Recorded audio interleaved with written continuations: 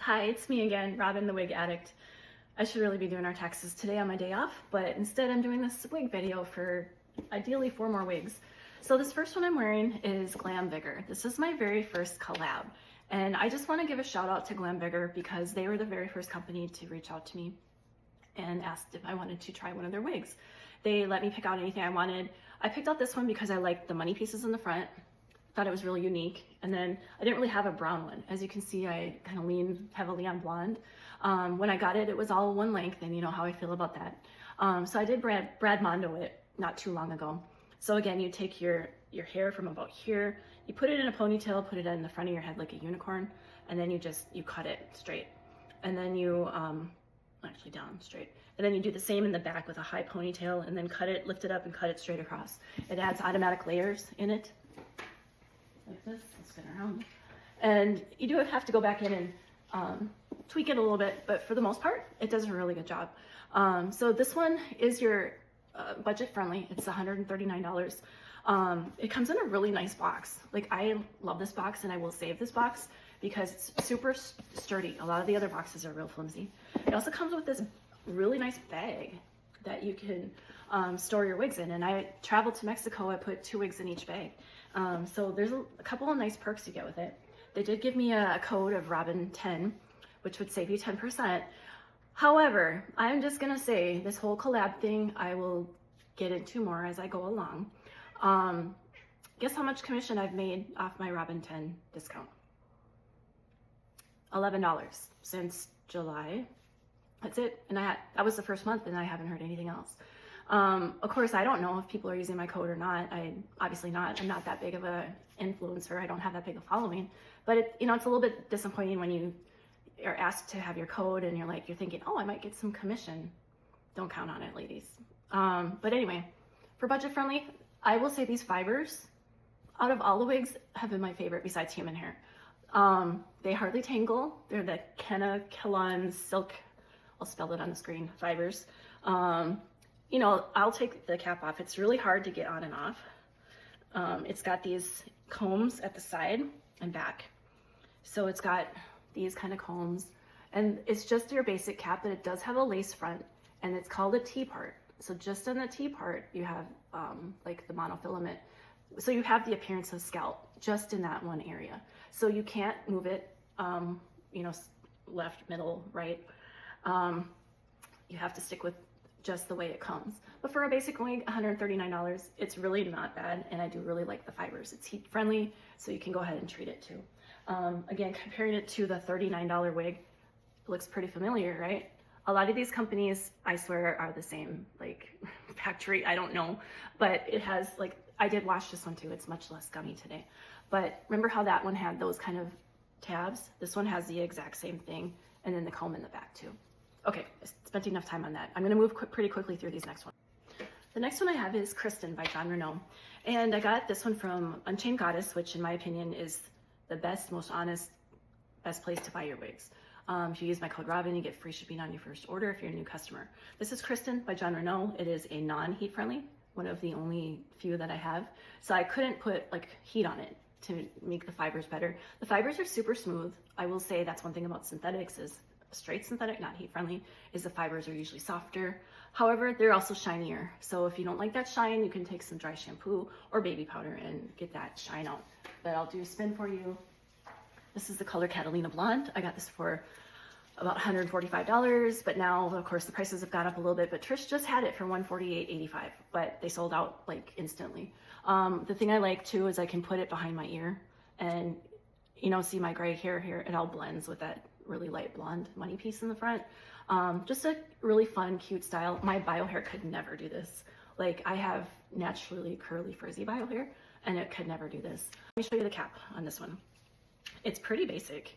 It's got the lace front, and then it's just this much of the mono. So you can kind of do your part anywhere, but it doesn't go all the way back. So there is a little bit of permatease in here, and I'll talk about permatease on the next one. Okay. Every time I wear this wig, I feel like I need to talk to somebody's manager, but this is Scott's least favorite wig. He hates this wig. I got this. This is Jon Renau Ignite. It's a very popular, very well-known wig, and it's very budget friendly. I got it for $140. I think you can get it about that almost everywhere. I did purchase one from Franny's, which is another good company. And they did run a special where with a Jon Renau purchase, you got this Jon Renau piece out. I use this stuff all the time. This is gonna be a lifetime supply for me because you just put a very little bit on your fingers and it just kind of gets those stray hairs out of your way. If you put a lot on, you could look like Something About Mary. She had that stuff in her hair. But yeah, this one, I'll do a spin for you. I just love the back. Oh, it's so cute and fun. Out of all my wigs, this is the #1 complimented wig that I've had. This one, Alicante and Simmerly. There is a lot of permatease. So what's permatease, you ask? Well, in the old-fashioned days, when you used to tease your hair, right? You tease it to get it to stand up. Well, this is permatease. They're short little hairs in here. You can feel them. They're kind of crunchy feeling, but it makes you so you can go like this and you can like poof the crap out of your hair. If you want it like all poofy and messy and you look like you live in Texas, you can do that with permatease. Like I am trying to like smoosh it down, but yeah, permatease, I only have a couple wigs that have it, and those that do, I'm constantly like pushing it down. You can take a hot comb and from what I've heard, and you can kind of go through and try to smooth it down, but you're never gonna get rid of it. So if you don't like permatease, you would not like this wig. But that's what kind of gives it its character too. It's all in like the top here, nothing on the bottom, but I mean, it's cute, right? What do you say? The one I got from Franny's was a different color, Venice Blonde, and I didn't like that one as much as Catalina. I think it was, yes, it was Venice Blonde. It wasn't my blonde. I didn't really like it. I think my normal blonde, Palm Springs blonde, I think is closest to Milkshake, which is Belle Tress, my favorite color in Belle Tress, and closest to Shaded Biscuit in Raquel Welch. So again, this cap is really nothing special. You got your little front lace part, so it does look like it's all coming out of your head, you know, in this part. But as you get further back, you've just got your basic cap. And this one is irregular. It also comes in a petite, but this one actually fits my head really well. Like this is where I've got the tabs on that. So would I buy it again? Absolutely, I would. And I didn't say I would absolutely buy Kristen again, and I would buy the GLP035 from GlamVigor as well. All right, I think I have one more for this round, and boy, I'm being pretty positive today, aren't I? I'm in a pretty good mood, I guess. The last one I have is Brooklyn, and this is pretty much my dream hair. Like, look at it. It's like perfect. Like I just came out of the salon. Like I just got a blowout, and it's Belle Tress Brooklyn in my favorite color, Milkshake Blonde. You can see how low density it is.